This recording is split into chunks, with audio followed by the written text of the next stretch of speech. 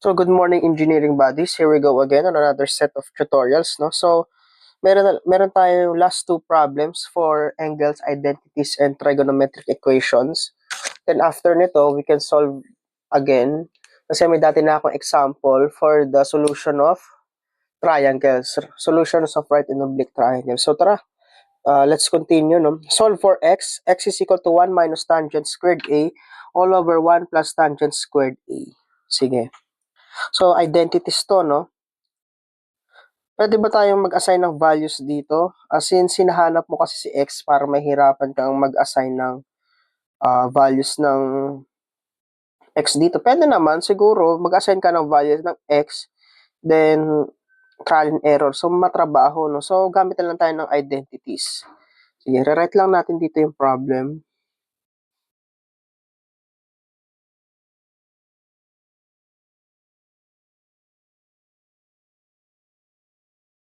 Siguro, iteta na lang natin. Mamaya ibalik natin sa tangent. Pero sige, tangent, theta na lang. Ayan. Sige. So, solve. Ano ba yung mga pwede nating magamit dito? Di ba meron tayong identities? Balikan natin kung may magagamit tayo dito. Ayan, sige. Ito. Parang familiar to. Tangent squared theta plus 1 is equal to secant squared theta from the Pythagorean relations. So, tingnan natin kung magagamit natin siya dito. Actually, yes. Ito, magagamit natin siya. Itong denominator. Pero since sa denominator siya, so magiging 1 all over secant squared theta. Ito ulit, guys ulit. Itong 1 plus secant squared theta is from the Pythagorean relations ito. Kasi 1 plus tangent squared theta is equal to secant squared theta. Pero since sa denominator siya, so yan, 1 over secant squared theta. Okay, next. Ito bang 1 minus tangent squared theta, may identities tayo. Ang pwede natin gawin dyan, di ba ang sin theta all over cosine theta is equal to tangent theta. Pwede natin gamitin yan.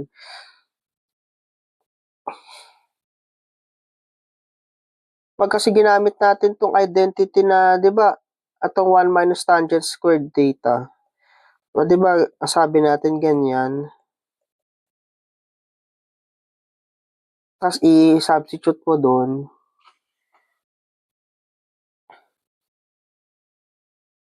Parang nonsense di siya nagamitin. So, try natin kung uubra to. Sin theta over cosine theta is equal to tangent theta. So, magiging minus sin squared theta over cosine theta. Tama? Okay. Ngayon, alam natin na ang 1 over secant is just cosine theta. Di ba? 1 over secant theta is equal to cosine theta. Tama ba? Tama yan, guys. I think nandito naman siya sa identity natin nandito. Sa basic identity dito sa mga ganito. Yan. Secant theta is equal to 1 over cosine theta. Ito. Ito naman siya, guys. So, kailangan i-explore natin yung identities, no? Ito lang yung way ko. May marami pa kasing way. Baka may pang way kayong alam to solve it. So, cosine squared theta 1 minus sin squared theta all over cosine squared theta. Tapos, pwede mo na siyang distribute. So, magiging cosine squared theta minus sin squared theta. Ayan, tama ba? And then, itong cosine squared theta minus sin squared theta, meron ba tayong identity niyan? Explore natin.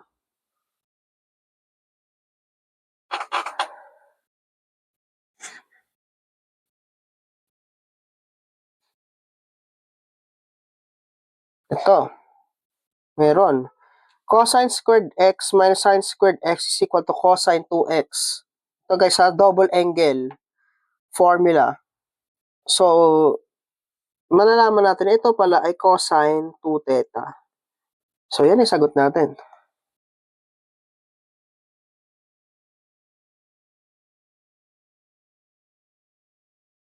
Okay? So, explore lang natin yung paggamit ng identities. Ako, it is my way of proving it. Yan, ganyan ko siya sinolve. So, cosine 2 theta. So, letter C.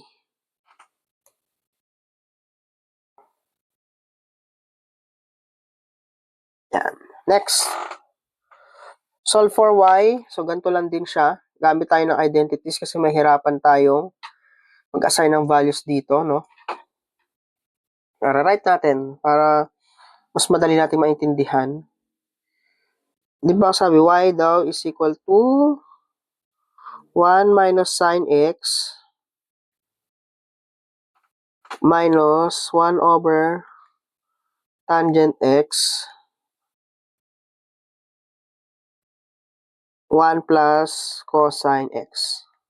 Sige. Solve natin.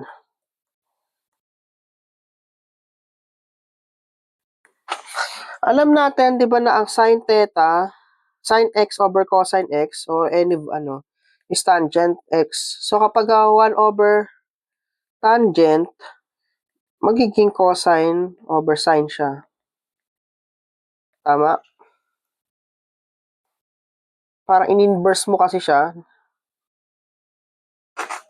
So, by that, pwede natin gawin, ito is cosine x all over sine x. 1 plus cosine x. Okay. Ang pwede pa natin gawin, distribute. Distribute mo to 1 plus cosine x. So, magiging 1 plus cosine x all over sine x minus, tama ba? Pwede pala natin muna tong simplify. Simplify muna natin tong unang So, magiging, ito ay sine x 1 minus cosine x 1 plus cosine x. Tapos doon mo siya i-distribute. Pag dinistribute natin, magiging 1 minus cosine squared x all over sine x. Dinistribute natin to guys ha. Yan. Tapos alam natin ang 1 minus cosine, di ba ang sine squared theta plus cosine squared theta is equal to 1. So 1 minus cosine squared theta, sine squared theta. So sine squared x all over sine x. Tapos, di ba ang sine squared x, ganito siya eh, di ba? Sine x sine x all over sine x. So, makakancel yung dalawang sine x. Yan. Pinakita ko lang sa inyo dito, guys, ha. So, magiging sine x na lang to. So, yan ay sagot natin. Y is equal to sine x.